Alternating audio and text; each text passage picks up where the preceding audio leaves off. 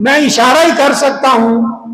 آپ دیکھیے کہ والدہ جو بہت اہم اور فضیلت والا رشتہ ہے اسلام کے اندر، اس کا حشر کیا تھا مکہ میں کہ اگر کوئی بندہ فوت ہو جاتا تھا، اب اس کے بیٹے ہیں 5 6 8 10 جتنے بھی بیٹے ہیں، بعض مورخین نے یہ ذکر کیا ہے کہ وہ انہیں پتا چلتا کہ باپ فوت ہو گیا ہے، وہ بھاگ کر ماں کے اوپر اپنا کپڑا پھینکتے تھے.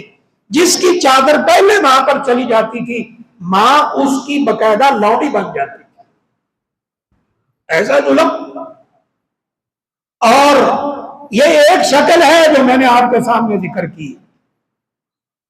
اب اس ماں کے ساتھ لونڈیوں والا سلوک کیا جاتا ہے. لیکن اسلام آیا، نبی کریم صلی اللہ علیہ وسلم تشریف لائے، آپ ماؤں کے لیے رحمت بن کے کس طرح آئے. آپ جہاد کے لیے نکل رہے ہیں، جہاد کے لیے قافلہ تیار کر رہے ہیں. ایک بندہ یمن سے چلتا ہے، نوجوان، کہاں یمن اور کہاں مدینہ، اللہ اکبر، وہ تقریباً کوئی 1600-1700 کلومیٹر کا راستہ یا اس سے بھی زیادہ، وہ وہاں سے چلتا ہے. وہاں کوئی اس وقت گاڑیاں نہیں تھی، جہاز نہیں تھے. وہ سواری کے اوپر اتنے دنوں کا سفر کر کے آتا ہے. مکہ سے مدینہ 400 کلومیٹر ہے، 430. یہ 10 دن میں طے ہوتا تھا اگر آرام سے کرتے تھے، اور اگر تیز تیز بھی چلتے تھے 7 دنوں میں. 400 کلومیٹر یہ 7-8 دنوں میں 10 دنوں میں طے ہوتا ہے. یہ 1500-1600 کلومیٹر کا سفر کر کے آیا ہے جہاد میں شامل ہونے کے لیے. اور نبی کریم صلی اللہ علیہ وسلم سے عرض کرتا ہے، مجھے پتا چلا ہے کہ آپ جہاد کے لیے نکلنا چاہ رہے ہیں، میں آپ کے پاس حاضر ہوا ہوں، آپ مجھے بھی کسی جہاد میں بھیجئے، کہیں قافلے کے اندر شامل کر دیجئے. آپ صلی اللہ علیہ وسلم نے پہلا سوال کیا ہے، احی امک، یہ بتاؤ تیری ماں زندہ ہے؟ اللہ اکبر، تیری ماں زندہ ہے؟ اس نے کہا جی ہاں میری ماں زندہ ہے.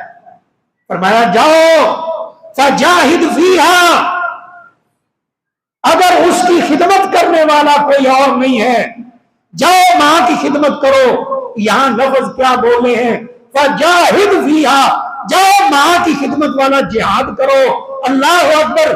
اب اس سے پتا کیا چلا ہے کہ جاؤ ماں کی خدمت کرو، اگر کوئی اور خدمت کرنے والا نہیں ہے تم ماں کی خدمت کرو گے، اللہ تمہیں جہاد کا ثواب عطا کر دے.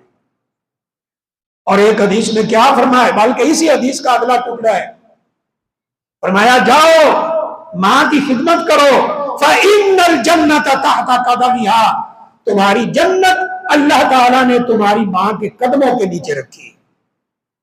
کہاں وہ سلوک کہ عورت کو لونڈی بنایا جا رہا ہے، ماں کو لونڈی بنایا جا رہا ہے، اور کہاں یہ رحمت کا حساب کہ اس کو وہ ذلت کے گڑھوں سے نکال کر پیغمبر اسلام علیہ السلام نے اور اللہ نے، پیغمبر نے، اس کتاب نے، اللہ کے کلام نے اس عورت کو ان ذلت کے گڑھوں سے نکال کر عزت کے آسمان کی بلندیوں پر بٹھا دیا ہے.